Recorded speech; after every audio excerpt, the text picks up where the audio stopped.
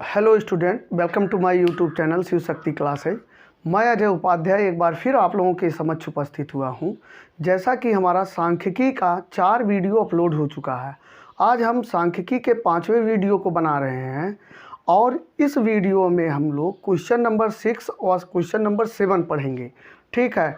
हालांकि ये वीडियो हमारा बनाने का उद्देश्य आज नहीं था। हम चाहते थे जितने आपको पढ़ा दिए गए उसी से आप सभी सवालों को हल कर लीजिए, लेकिन उसके बावजूद हम फिर से एक बार आए हुए हैं। हम चाह रहे हैं, मान लीजिए कोई बच्चा ऐसा है जो बहुत पढ़ने में कमज़ोर है, मान लीजिए उसको बड़ी दिक्कत हो रही है, कोई सामना करना पड़ रहा है, तो फिर से एक बार सवालों को देखें और उसको हल करें। ठीक है। अब हम क्वेश्चन नंबर 6 और क्वेश्चन नंबर 7 के बाद क्वेश्चन के नहीं बताएंगे, फिर अगली प्रश्नावली पर, अगली एक्सरसाइज पर हम लोग चलेंगे। ठीक है। क्योंकि आज के 2 क्वेश्चन के बाद आपको आगे के सभी क्वेश्चन लगाने होंगे।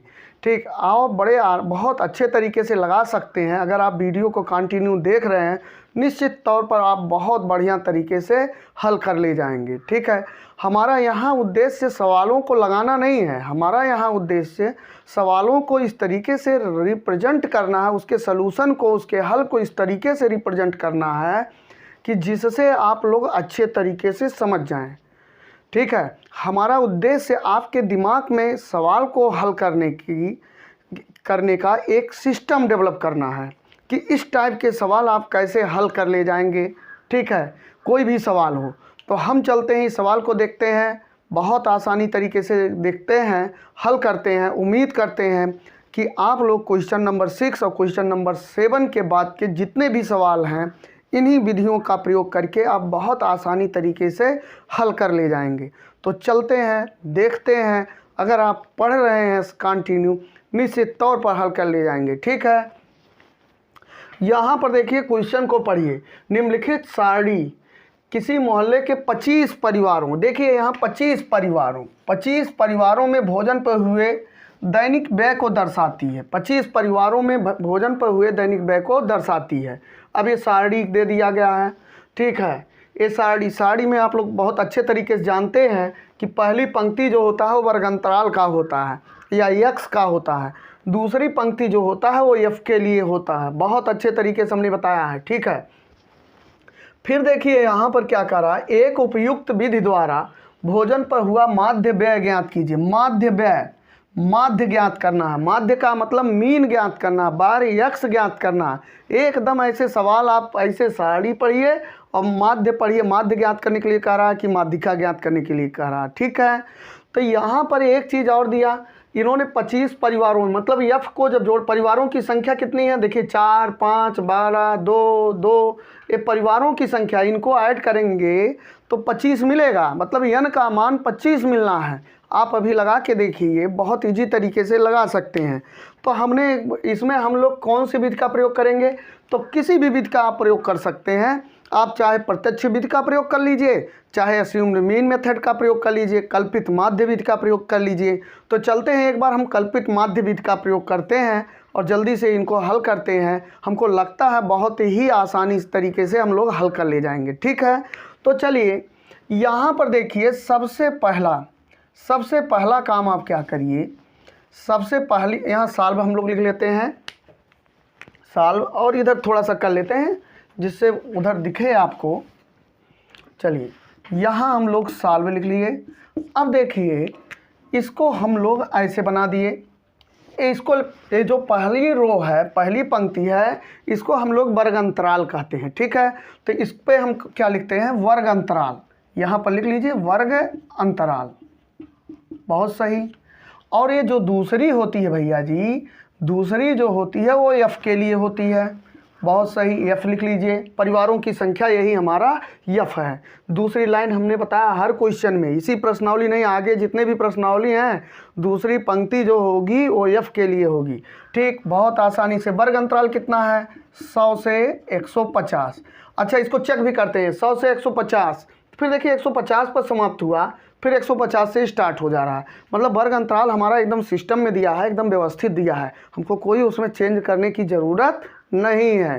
ठीक। तो देखिए 100 से 150, 150 से फिर स्टार्ट हुआ, 150 से 200, बहुत आसानी से कर सकते हैं। 200 से 250, 50-50 का अंतराल है, 250 से 300 और 300 से 350। बहुत बढ़िया तरीके से ऐसे देखिए। अब हमारा एफ दिया है, एफ कितना दिया है, 4 दिया है, 5 दिया है, और क्या दिया है, 12 दिया है, 4 5 12 दिया है, यहाँ 5 थोड़ा सा ऊपर, ये 12 हो गया, 2 हो गया, 2 हो गया। अब हम लोग ऐसे बना लेते हैं, बहुत आसानी से बन जाएगा, कोई दिक्कत नहीं, ठीक है। अब यहाँ पर देखिए सूत्र में हम इसको किस विधि से ज्ञात करेंगे, आप किसी भी विधि से ज्ञात कीजिए, चाहे प्रत्यक्ष विधि ज्ञात कर लीजिए। प्रत्यक्ष विधि ज्ञात करना है तो आपको यक्स ज्ञात करना पड़ेगा, इनको जोड़कर आधा करोगे और इनको जोड़ोगे तो 250 होगा, 250 का आधा आप करेंगे तो 125 आएगा, थोड़ा सा गुणा बड़ा हो जाएगा। अगर भाई x का मान 250 का आधा 125, तो 125 का 4 में गुणा करना पड़ेगा, इसे इनका भी आधा करना पड़ेगा, 5 में गुणा करना पड़ेगा, तो बहुत बड़ा गुणा हो जाएगा। तो उससे बढ़िया क्यों इतना गुणा कर रहे हैं, क्यों इतना परेशान हो रहे हैं, सबसे बढ़िया कल्पित माध्य विधि ज्ञात कर लीजिए।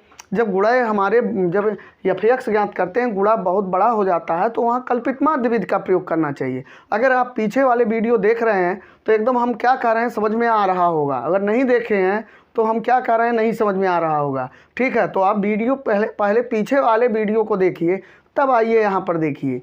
यहाँ पर देखिए हम क्या करते हैं, d का मान ज्ञात कर लेते हैं। सबसे पहले तो n, अच्छा कल्पित माध्य विधि में समांतर माध्य का क्या सूत्र होता है, बार x इक्वल टू होता है, यहाँ ध्यान से देखिए, am plus sigma fd upon n गुणे ci। ध्यान से देखिए बहुत अच्छे तरीके से, 1 मिनट हम देख लें वीडियो में आ रहा है कि नहीं आ रहा है, ठीक। थोड़ा सा और इधर लिख लेते हैं, कोई दिक्कत नहीं। यहाँ पर देखिए, यहाँ देखिए bar x equal to am plus sigma fd upon n गुणे ci। ये थोड़ा सा सूत्र आप जहाँ भी देखेंगे बहुत इजी तरीके से हमने सूत्र बताया, बहुत अच्छा है, हल करने का मेथड भी बहुत बढ़िया है, ठीक है। और बाकी इधर उधर आप दौड़ते रहिए, इतनी इजी तरीके से कहीं मिलने वाला नहीं है, तो आप देखते जाइए, खूब अच्छे से पढ़ते जाइए। अब हम लोगों को क्या चाहिए, यन, देखिए यन चाहिए। यन कहाँ है, यफ को जोड़ोगे तो यन मिलेगा। अब ये 25 परिवारों की संख्या, तो यही तो परिवारों की संख्या थी, इन्हीं को जोड़ोगे तो 25 आएगा। जोड़कर देख लीजिए, 5 4 9, 12 9 कितना हो गया, 21, 21 4 25, तो 25 हो गया। यन का मान हमको बहुत अच्छे तरीके से मिल गया। अब हमको क्या चाहिए, अब हमको चाहिए डी। यहाँ पर देखिए यन का मिल गया, डी आप ज्ञात करिए। डी कैसे ज्ञात होगा, हमने बहुत बताया था, डी ऐसे लिख लीजिए, अब कुछ कठिन नहीं, ऐसे बना लीजिए, डी लिख लीजिए। और फिर हमने कहा था कि आप बीच की किसी संख्या को 0 मान लीजिए, बीच की किसी भी नंबर को 0 मान लीजिए, चाहे जिसको 0 मान लीजिए, चाहे 5 को भी, बीच में तो एग्जैक्ट आपको जब बीच में मिल जा रहा है तो कोई टेंशन नहीं है, बीच में 0, 12 को 0 मान लीजिए, ठीक है। 12 के सामने 0 मान लीजिए। अच्छा जिसको 0 मानिए ना, उसी के सामने इसको घेर दीजिए, वर्ग अंतराल में घेर दीजिए, हमेशा याद रखिए। जैसे हमने 12 के सामने 0 माना, ठीक है, तो इसी को घेर दीजिए। डी माने डिविएशन, विचलन होता है, तो यहाँ पर आप ऐसे कर दीजिए, कोई दिक्कत नहीं।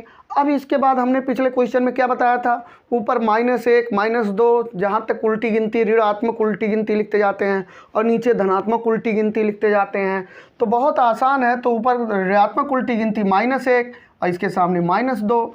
यहाँ पर देखिए इसके नीचे 0 के नीचे क्या करेंगे, धनात्मक उल्टी गिनती लिखते जाएंगे, +1 +2। बहुत अच्छे तरीके से आप समझ गए। अब हमको देखिए यहाँ पर क्या है, यफ गुणे डी है, सब लोग कर सकते हो, ठीक है, करिए। यफ गुणे डी है तो एफ डी का एक कॉलम होना चाहिए, फिर हम लोग उसमें सिग्मा का प्रयोग करेंगे, मैंने एफ डी को जोड़ लेंगे तो सिग्मा एफ डी हो जाएगा। तो यहाँ पर देखिए एफ गुणे डी एक कॉलम बना लीजिए, ऐसे खींच लीजिए, कोई दिक्कत नहीं। बस अब की अंतिम बारी है भैया जी, इसको आप सीख गए इतना तो आप पूरे सवाल को लगा सकते हैं, कहीं कोई दिक्कत नहीं है, बहुत आराम से बताया गया है, ठीक। अब एफ डी को जोड़ो, एफ डी को 4 दूना 8, सामने ऋण है, ऋण लेकर जोड़ेंगे, 4 दूना 8, तो ये कितना हो गया, ऋण 8 हो गया, ठीक। अब 5 एकन्नम 5, इसी के सामने ऋण 5, इसी के सामने ऋण 1 रहेगा, 5 एकन्नम 5, ऋण 5 हो गया।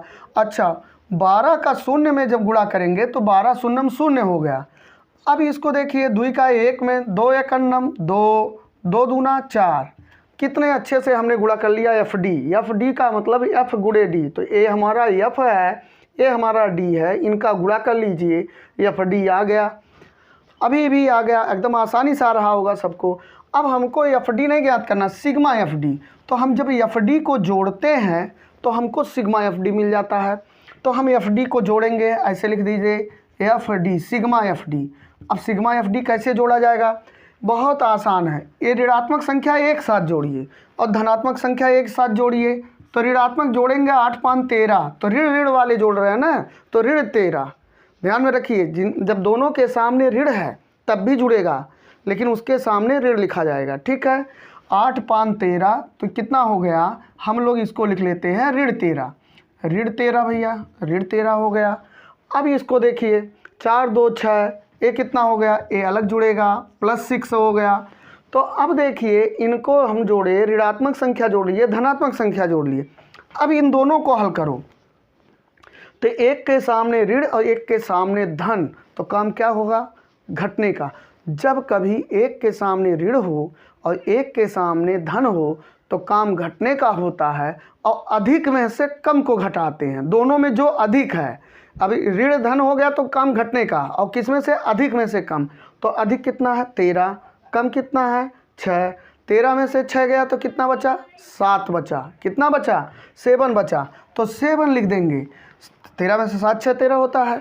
अच्छा, एक चीज़ और, इनके सामने कौन सा चिन्ह लिखा जाएगा, ध्यान से, अगर जोड़ घटाना नहीं आता ध्यान से देखिए, दोनों में जो बड़ा अंक है, बड़ा कौन सा अंक है, ए, तो उसके सामने वाला चिन्ह लिखा जाएगा। जो दोनों में बड़ा होगा उसके सामने का चिन्ह लिख दीजिए, बस सिग्मा एफ डी मिल गया। अब हमको क्या चाहिए, यहाँ पर हमको देख लीजिए, अब हमको ए भी मिल गया, सिग्मा एफ डी हो गया, एन हो गया। अब हमको ए एम चाहिए, ए एम ज्ञात कर लीजिए। यहाँ पर ए एम बराबर देख लीजिए, ए एम क्या है, इसी को 0 माने हैं, इन दोनों को जोड़ दीजिए, इन दोनों को आप जोड़कर बटा 2 कर लीजिए, वही ए एम है। जो हम 0 माने हैं उसके जस्ट सामने वाला जो वर्गंतराल है, उन्हीं दोनों को जोड़कर बटा आधा कर दीजिए, वही हमारा ए एम। ए एम का मतलब होता है एस्यूम्ड मीन, हिंदी में उसको कल्पित माध्य बोलते हैं, ठीक है। फिर से देखिए, 0 है, इनके सामने वर्ग अंतराल है, इन्हीं दोनों को जोड़कर बटा 2 कर दीजिए, यही ए एम होता है। ये लोअर लिमिट, ये अपर लिमिट, इस 0 वाले के सामने का ही करना है, ध्यान में रखिएगा। तो देखो, यहाँ पर 200 हो गया और प्लस 250 हो गया और बटा 2 हो गया, तो कितना हो गया, 450 हो गया और बटा 2, और 450 का कितना होता है, 225 होता है आधा, या काट दीजिए 225, चाहे डायरेक्ट लिख दीजिए, काटेंगे तब भी 225 आएगा, काटेंगे तब भी 225 आएगा, ठीक है। तो ए एम बराबर हमारा कितना हो गया, 225। यहाँ हम काट ही देते हैं, 2 एकन्नम 2, 2 दूना 4, 2 दूना 4, 2 5 10, कितना आ गया, 225। अब भैया आपको क्या चाहिए, सी आई चाहिए, सी आई। सूत्र में देखिए, सी आई क्लास इंटरवल, तो सी आई जब चाहिए तो सी आई ज्ञात कर लेते हैं। सी आई हम लोग कैसे ज्ञात करते हैं, ऐसे सी आई, ध्यान से देखिए, सी आई का मतलब होता है आप किसी भी अपर लिमिट में से लोअर लिमिट घटा दो, जितने इतने इंडेक्स दिए गए हैं, क्लास इंटरवल दिया गया है, 150 में से 100 घटाएंगे, कितने का अंतर आ रहा है, 50, 200 में से 150 घटाएंगे 50, सब में क्लास इंटरवल मतलब इंटरवल जो उसका है सेम है, 50-50 का है। तो आप सी आई भी बहुत आसानी से ज्ञात कर सकते हैं। तो सी आई बराबर हो गया, चलिए इसी में से इसको घटा देते हैं, क्या करना है, 250 में से 200 घटा दीजिए, तो कितने का अंतर आ रहा है, 50। देखिए, लोअर और अपर लिमिट के बीच में कितने का अंतर है, वही सी आई होता है, ठीक है। अपर लिमिट में से लोअर लिमिट किसी में से घटा दीजिए, बस हो गया। अब हम लोग यही बार एक्स ज्ञात करना है। बार एक्स का सूत्र क्या होता है, A M plus sigma F D upon N गुणे C I, class interval. A M का मान बहुत आसानी से ज्ञात किए हैं, 225, बहुत बढ़िया। सिग्मा एफ डी का मान एकदम झलक रहा है, यहाँ पर देखिए सिग्मा एफ डी का मान कितना है, -7। अब यहाँ प्लस है और यहाँ माइनस में आ रहा है, तो क्या करेंगे, अब इसको हम ब्रैकेट में बंद करके लिखेंगे, क्योंकि 2 लगातार चिन्ह एक साथ नहीं लिखे जाते। अगर एक चिन्ह है तो दूसरे को ब्रैकेट में बंद करके लिखिए, ठीक है। सिग्मा एफ डी का मान माइनस में है तो कोई दिक्कत नहीं, माइनस में आप लिखिए ना, टेंशन मत लीजिए। 9 एन का मान कितना हो गया 25। अब गुणे सी आई का मान कितना हो गया 50। ध्यान से देखिए तो 225 और प्लस माइनस का गुणा माइनस होता है, चिन्हों का गुणा पढ़ लीजिए, प्लस माइनस का गुणा माइनस होता है। तो प्लस माइनस जब अदल बदल कर रहेंगे तो माइनस का होगा 7/25। अच्छा एक काम करते हैं, 25 से कट जाएगा, ठीक है, चलिए 25 से इनको काट देते हैं। इस 7 बचा 25 एक नम 25, 25 दूना 50। तो ये देखिए प्लस माइनस का गुणा माइनस 7 गुणे 2, तो 225 माइनस 14। अब हल कर दीजिए, 14 घटा दीजिए, बहुत आसानी से आ गया। 5 में से 4 गया 1 और कितना बचा 2, 211 बचेगा, ठीक है 211। अब हमारा यही जो है क्या हो गया, माध्य हो गया, माध्य व्यय हो गया। हमसे माध्य व्यय पूछा तो माध्य व्यय कितने रुपए हो गए, ठीक है, यहाँ पर 211 रुपये, यही आपके आंसर हो गए। तो क्या दिक्कत है इसमें, तो चलते हैं हम तुरंत अगले क्वेश्चन को लेते हैं, ठीक है। तो देखिए यहाँ पर ये चीज़ देखिए आप कि क्वेश्चन नंबर 7 दे दिया है। अब ये क्वेश्चन का पैटर्न थोड़ा थोड़ा चेंज करने की कोशिश कर रहे हैं। इन्होंने देखा कि बच्चे जो है प्रत्यक्ष विधि भी सीख गए हैं और लघु विधि भी, जिसको कल्पित माध्य विधि सीख जानते हैं हम लोग, उसको भी सीख गए हैं। तो इनको थोड़ा सा जटिल बनाया जाए, इनको थोड़ा सा डरवाया जाए, जिससे ये सवाल को देखकर घबराएं और डरें। तो इन्होंने डरवाने के लिए हम लोगों को क्या किया, यहाँ दशमलव का प्रयोग कर दिया, ठीक है। बहुत से लोगों की दशमलव समस्या होती है, तो चलिए दशमलव समस्या कोई समस्या नहीं, आप देखते जाइए, चैनल पर बने रहिए, लाइक करिए, सब्सक्राइब ज़रूर करिए, ठीक है, जिससे हम वीडियो को बहुत अच्छे तरीके से आगे बनाते जाएं। तो हम लोग दशमलव को लेकर परेशान मत रहिए, सेम आप इसको नोट करिए। पहला काम क्या होता है, पहला काम हम इसके वर्ग अंतराल को चेक करते हैं, देखते हैं क्या सही ढंग से दिया गया है कि नहीं। तो यहाँ पर देखिए 0.00 से लेकर 0.04 से लेकर 0.04 दिया गया है, इस पर समाप्त, तो इसी से स्टार्ट हुआ। देखिए 0.08 पर समाप्त, तो 0.08 से स्टार्ट हो गया। तो इसका मतलब हमारा वर्ग अंतराल एकदम पूरा व्यवस्थित दिया गया है, ठीक है। और नहीं दिया रहता तो हम लोग जैसे क्वेश्चन नंबर 5 पढ़े थे उसी तरीके से हम लोग इसको आराम से कर लेते। 4 या 5 ऐसे कुछ था, उसको देख लीजिएगा, एक में नहीं था तो 5 शायद था, ठीक। तो उसी तरीके से हम लोग कर लेते, इसको व्यवस्थित कर लेते। तो यहाँ पर देखिए कोई दिक्कत नहीं है, आप एकदम आराम से करिए। अच्छा एक चीज़ और दशमलव को लेकर थोड़ा सा आप समझ जाइए, जैसे कहीं अगर 0.04 लिखा है तो इस जीरो का मतलब दशमलव से पहले ये जो जीरो होता है इसका कोई मतलब नहीं होता है, मतलब हम इसको 0.4 भी लिख सकते हैं, ठीक। आराम से देख लीजिए, इसको समझ लीजिए। कहीं 0.16 लिखा है, 0.16 लिखा है तो जीरो का हटा दो, 0.16 भी लिख सकते हैं। तो इसमें कोई टेंशन की बात नहीं है। तो दशमलव के पहले अगर खाली जीरो है तो उस जीरो का कोई मतलब नहीं होता, ठीक है। तो चलिए हम करते हैं, इसको हल कैसे करते हैं। हम लोग इसको पहले लिखते हैं, सबसे पहले इसको सॉल्व हम लोग लिखते हैं, सॉल्व लिखते हैं, ठीक है। अब सॉल्व लिखने में हम 2 कॉलम बनाएंगे, एक कॉलम ए हो गया और एक कॉलम ए हो गया एफ के लिए, ठीक है। देखिए पहले कॉलम में हम लोग वर्ग अंतराल लिखते हैं, वर्ग अंतराल CI, ठीक है। इन्होंने एक चीज़ और देखिए, क्वेश्चन में क्या कहा है, वायु में SO2 की सांद्रता को ज्ञात करने के लिए एक नगर के 30 मोहल्लों से आंकड़े एकत्रित किए गए हैं। अब देखिए आपको बारंबारता जोड़ने की ज़रूरत नहीं है, जोड़ेंगे तब भी 30 आएगा, 30 दे दिया है, ठीक है। तो बहुत घबराने की ज़रूरत नहीं है, यही 30 मोहल्लों के लिए दिया गया है। तो इसी को जब ऐड करेंगे तो 30 आ जाएगा, n का मान आ जाएगा, ठीक।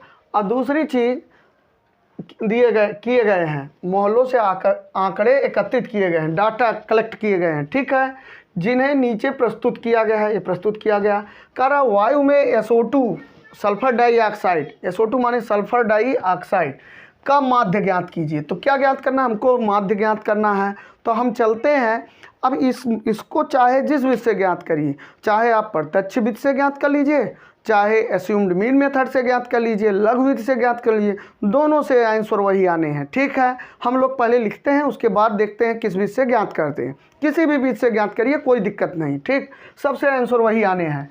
तो यहाँ पर इसको तो हम लोग क्या लिखेंगे, एफ लिखेंगे। चलिए अब यहाँ पर देखिए 0.00 से 0.04 दिया गया है।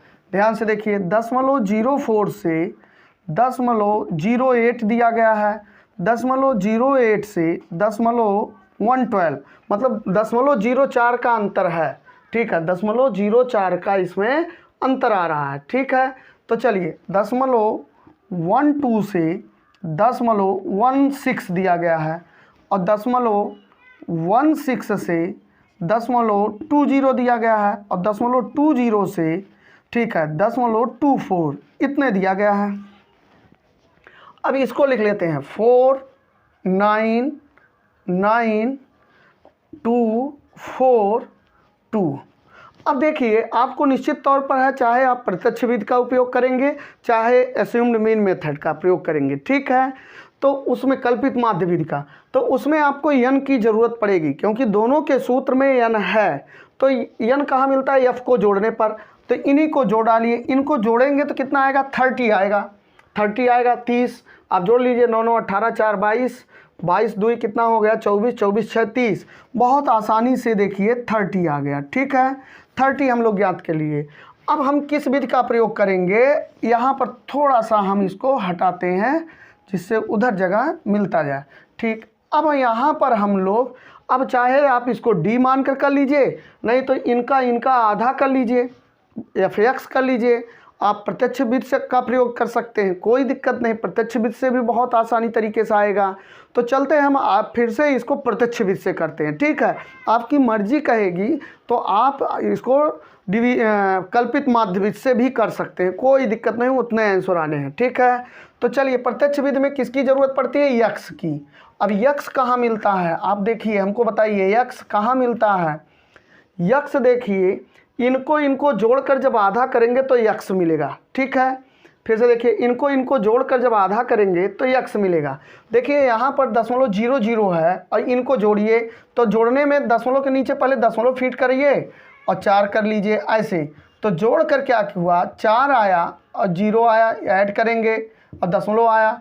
अब इनका जब आधा करेंगे ना भैया, तो यहाँ पर देखिए 0.4 का आधा कट जाएगा, 2 शून्य 0 और 2 दूना 4, 0.02 आ जाएगा। ठीक है, तो इनको जब हम आधा करेंगे तो 0.02 आएगा। अब इनको जोड़कर आधा करिए, इनको तो देखिए 0.04 और 0.08, कोई दिक्कत नहीं। 8 4 12, 0 0 जोड़े कैरी हो गया। तो 0.12 का आधा करोगे तो कितना आएगा, तो देखिए 0.12 का जब हम लोग आधा करेंगे तो 2 6 12, 2 6 12, दशमलव के बाद 2 अंक है तो 2 अंक होना चाहिए। ठीक है, कोई दिक्कत नहीं। 8 4 12, 2 अंक होना चाहिए, दशमलव के बाद 2 अंक है यहाँ पर तो इधर भी 2 अंक होने चाहिए, कोई दिक्कत नहीं, एकदम आसानी से आप लोग कर सकते हैं। तो इसको हम लोग ऐसे कर लेंगे, तो इनको हम लोग कितना लिखेंगे, दशमलव कितना आया, 0.06 आया। ठीक है, अब इनको जोड़ लीजिए, 12 8 20, 20 का आधा कितना होगा, 20 का आधा 12 8 20, तो 0.10 आएगा। आप करके देख लीजिए, क्यों 0.04 जोड़ लीजिए, 0.04 जोड़ेंगे, इसमें गैपिंग कितना है, 0.4 की गैपिंग है। ठीक, अब ऐसे नहीं आ रहा है तो आप डी से ज्ञात कर लीजिए, डी में कोई दशमलव का बहुत बड़ा कोई समस्या नहीं है। ठीक है, तो ऐसे भी आप ज्ञात कर सकते हैं। इनको जोड़ लीजिए, आधा कर लीजिए, तो 12 8 20 ऐसे होगा, 1 2 0.08, इनको जोड़ लीजिए, जोड़ने पर कितना आ गया, 8 2 10, 2 आ गया, फिर ए हो गया। अब इनका जब आधा करेंगे आप 20 का, तो आधा करने का मतलब ये होता है यहाँ पर कि 2 1 2, 2 0 0, बस आ गया आसानी से। अब यहाँ पर देखिए इनको जोड़े, इधर दशमलव के बाद 2 अंक रखिए, बस इतने ध्यान में रखिए, आप टेंशन मत लीजिए। दशमलव के बाद 2 अंक हैं तो 2 अंक ही रखिए। यहाँ पर देखिए इनको जोड़ेंगे, 18 18 10 28 और 0.14। ठीक, फिर 0.04 इसमें जोड़ दीजिए। 0.04 जब जोड़ेंगे तो कितना हो जाएगा 18 हो जाएगा। फिर 0.04 जोड़ेंगे तो 0.22 हो जाएगा, 18 4 22। ठीक, अब कोई दिक्कत नहीं। इसी को आप देखिए ऐसे कर लीजिए, यहाँ पर ए ऐसे। अब हम लोगों को देखिए, जो हम प्रत्यक्ष विधि से कर रहे हैं तो प्रत्यक्ष विधि का सूत्र क्या होता है, बार x बराबर sigma F X upon N, बस इतना ही होता है। Bar x equal to sigma F X upon N. तो क्या करना है, इसमें बहुत आसान है, एफ गुणे एक्स कर लीजिए एफ एक्स, तभी ना उसका सिग्मा ज्ञात करेंगे। सिग्मा का मतलब होता है योग, ठीक है, सिग्मा का मतलब हमेशा याद रखिए जोड़ होता है। तो एफ एक्स कर लीजिए। अब देखिए गुणे में भी ध्यान में रखिए, गुणा करिए और देखिए गुणा करने के बाद दशमलव के बाद कुल कितने अंक हैं, पीछे से उतने अंक के बाद दशमलव हम लोग लगा देते हैं। जैसे यहाँ पर देखिए दशमलव है ना, तो दशमलव आप भूल जाइए। पहला काम आप गुणा करते समय क्या करेंगे, दशमलव भूल जाइए। अब 4 का 2 में गुणा करेंगे क्योंकि 0 तो नहीं, 4 दूना 8, दशमलव भूल गए। अब गुणा हो गया तो दशमलव याद कर लीजिए, बहुत आसान है, दशमलव याद करिए। अब क्या करेंगे, दशमलव के बाद 2 अंक हैं तो पीछे से 2 अंक के बाद दशमलव लगाइए। गुणा में यही चीज़ करना है, कहीं भी गुणा करिए तो सबसे पहला काम दशमलव को भूल जाइए और फिर गुणा कर लीजिए। जब टोटल गुणा हो जाए तो देखिए दशमलव के बाद कुल कितने अंक हैं, 2 अंक हैं, ठीक। एफ एक्स का गुणा होगा तो पीछे से 2 अंक के बाद दशमलव 1 अंक, अब 1 अंक कम पड़ रहा है तो यहाँ क्या लगाएंगे, दशमलव लगा देंगे। ऐसे 9 6 54, 54 लिख लीजिए, ठीक है। अब दशमलव के बाद 2 अंक है तो पीछे से 2 अंक के बाद दशमलव। अब 9 दहियम 90, तो 90 लिख लीजिए। दशमलव के बाद 2 अंक है तो पीछे से 2 अंक 1 2, पीछे से 2 अंक के बाद दशमलव लगा लेंगे। 14 दूनी 28, एफ एक्स है ना, तो हमको एफ गुणे एक्स ज्ञात करना पड़ेगा तभी तो होगा। 14 दूनी 28, बस 2 0 लगा दीजिए। 18 चौक 72, 18 दूनी 36, 72 लिख दीजिए, कोई दिक्कत नहीं। 72। अब दशमलव के बाद कितने अंक हैं, 2 अंक हैं तो पीछे से 2 अंक के बाद 1 2 ऐसे कर लेते हैं। 22 दूना 44, 44 लिख दीजिए। दशमलव के बाद कितने अंक हैं, 2 अंक हैं तो पीछे से अंक क्या करेंगे, दशमलव के बाद 2 अंक निकाल लेंगे, ठीक है। अब हमारा प्रत्यक्ष विधि से जो हम लगा रहे हैं वो sigma F X upon N है, sigma F X upon N. तो एफ एक्स हम प्राप्त कर लिए, एफ और एक्स का गुणा करके एफ एक्स मिलता है। और आपको ये भी बताया है वर्ग अंतराल को इन दोनों को जोड़कर अगर आधा करेंगे तो एक्स मिलेगा, ठीक है। इनको जोड़कर आधा करेंगे तो एक्स का मान मिलेगा। आप इसको इस विधि से भी लगा सकते हैं, प्रत्यक्ष विधि से भी, और कल्पित माध्य विधि से भी लगा लीजिए, कोई दिक्कत नहीं, उतना आंसर आएगा, ठीक। अब हम लोग सिग्मा एफ एक्स को जब जोड़ते हैं तो उसी को क्या बोलते हैं, सिग्मा एफ एक्स। तो जोड़ लीजिए, तो पहले पीछे जोड़िए, 8 4 12, 12 12 4 16, 16 2 कितना हो जाएगा, 8 4 12, 12 2 14, 14 4 18, 18 के 8, ठीक है। फिर से देख लीजिए, 8 4 12, 12 6 18 के 8। अब यहाँ पर जोड़िए, 9 5 14, 14 2 16, 16 7 23, 23 23 4 27 और 1 28, ठीक। 28 लगा दीजिए। तो इसमें देखिए इसको हम लोग ऐसे करते हैं, फिर से देख लीजिए इनको जोड़ने के लिए। देखिए 8 4 12 हो गया, ठीक, इधर तो 0 0 रहेगा ना। 8 4 12, 12 2 14 4 18 हो गया। 9 5 14, 14 2 16, 16 7 23, 23 4 27, 27 और 1 28, 28 के 8, हाथ में आया 2 तो इधर 2 बढ़ा दीजिए, ठीक है। 2.88 आपका आ गया। यहाँ पर एक बार हम लोग चेक कर लेते हैं, ठीक। यहाँ पर 1 मिनट, 4 दूना 8, ठीक, सही है। 9 6 54, ये भी सही है। 9 10 90, 14 दूनी, यहाँ पर एक चीज़ गड़बड़ है, ध्यान दीजिए। 14 दूनी 28, 14 दूनी 28, इसको एक बार फिर से जोड़ते हैं। 14 दूनी 28, 18 चौक 72, 22 दूना 44, अब सही है। 8 4 12, 12 8 20, 6 26, तो कितना हो जाएगा, 6 हो गया। हाथ में आया 2, 9 5 14, 14 2 16, 16 7 23, 23 और 4 27 2 29, तो 29 हो गया। तो देखिए यहाँ दशमलव के बाद 2 अंक हैं, तो पीछे से 2 अंक के बाद आप दशमलव ऐसे लगा दीजिए। दशमलव के बाद सब में 2 अंक हैं, तो पीछे से 2 अंक के बाद दशमलव लगा देते हैं। ठीक है, कोई दिक्कत नहीं। अब हम लोग इसका मान इसी में रख लेते हैं। देखिए यहाँ बार x बराबर क्या हो गया, sigma F X upon N. Sigma F x का मान कितना है, 2.96। अब बटे एन का मान कितना है, 30। कोई दिक्कत नहीं।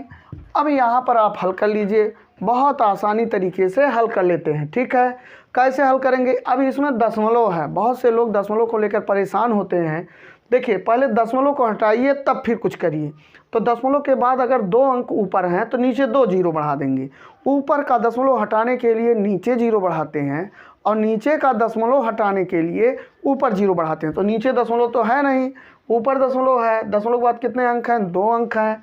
तो हम लोग क्या करेंगे, तो इसको 296 बटा 3, 2 जीरो बढ़ा लो, दशमलव हटा लिए, तो दशमलव के बाद 2 अंक है, तो नीचे 2 जीरो एक्स्ट्रा बढ़ा लीजिए। ठीक है, अब चाहिए तो आप 8 4 से दोनों को काट दीजिए, या डायरेक्ट आप भाग दीजिए। भाग तो देना पड़ेगा, तो एक बहुत आसान है इससे भाग देना। तो हम लोग चलते हैं डायरेक्ट भाग ही देते हैं। ठीक है, भाग यहाँ पर दे देते हैं। ये 3000 से 296 में जब हम भाग देंगे तो ध्यान दीजिए भाग तो जाएगा नहीं, तो दशमलव बढ़ाएंगे तो ये 2900 हो गया। ठीक है, 2960 हो गया। दशमलव के नाते 1 जीरो मिल गया, अभी भी भाग नहीं जाएगा। तो हम लोग क्या करेंगे, 1 जीरो जब और बढ़ाएंगे यहाँ पर तो 1 जीरो और मिलेगा। ठीक, अब इसके बाद हम क्या करेंगे, इसका 3 का टेबल 29 बार पढ़ेंगे, 3 का टेबल पढ़ेंगे कि 29 से ज़्यादा ना हो। तो 3 9 27, 3 9 30, 10 बार जाता नहीं, 9 बार जाता है, तो 9 से हम लोग ले जाएंगे। तो 9 0 0 9 0 0 9 0 0 9 3 27। बहुत आसानी से घटा देंगे, 0 हो गया, 6 हो गया, ठीक 2 हो गया। आ गया बात समझ में। अब हमारा यही चीज़ आ गया, तो 0.09 आ गया। अब आप आगे अगर ले जाना चाहते हैं तो आगे भी भाग ले जा सकते हैं। जैसे दशमलव के नाते 1 जीरो मिल जाएगा, 3 8 24, 2400 हो गया, 24,000 हो गया, 0 हो गया, 0 हो गया, 0 हो गया, 6 में से 4 गया, 2 हो गया, कोई दिक्कत नहीं। और आगे अगर आप ले जाना चाहते हैं तो ले जा सकते हैं। कैसे, दशमलव नाते 0 मिल जाएगा, 3 6 18। तो देखिए 18,000 हो गया, तो ये कितना बच जाएगा, 18,000, ये 2,000 बच जाएगा। ठीक है, अब आपको इसमें कुछ नहीं करना है। दशमलव के बाद का अंक चाहे इतने लिख दीजिए, 0.0986, ये भी आपका आंसर है। ठीक है, अगर आप चाहिए इसको हटाना चाहते हैं तो चूँकि अगर ये 4 से बड़ी संख्या है, इसको आप हटाएंगे तो इसमें 1 ऐड हो जाएगा। हमेशा याद रखिए, कक्षा 9 में पढ़ाया जाता है, बताया जाता है, अक्सर साइंस में बताया जाता है कि अगर ये संख्या 4 से बड़ी है, इसको हटा रहे हैं, तो अगर 4 से बड़ी है, 4 नहीं 4 से बड़ी है, तो इसमें 1 ऐड कर लेते हैं। तो ऐसे भी आप लिख देते हैं, 8 को 9 लिख दीजिए, ये आंसर हो गया। हमारा वीडियो आज के लिए इतना ही। ठीक है, हमको लगता है आपको बहुत अच्छे तरीके से समझ में आ रहा है। आप क्या करेंगे, इसके आगे के क्वेश्चन स्वयं लगाएंगे, जितने बचे हुए हैं, चाहे उनको कल्पित माध्य बीज से लगाइए, चाहे उनको प्रत्यक्ष बीज से लगाइए। ठीक है, और हमारे वीडियो को लाइक करिए। ठीक है, शेयर करिए, सब्सक्राइब जरूर करिए, जिससे हम अगला वीडियो, अगली एक्सरसाइज के लिए बहुत जल्द आप लोगों के सामने लेकर आएँ। ठीक है, थैंक यू, धन्यवाद।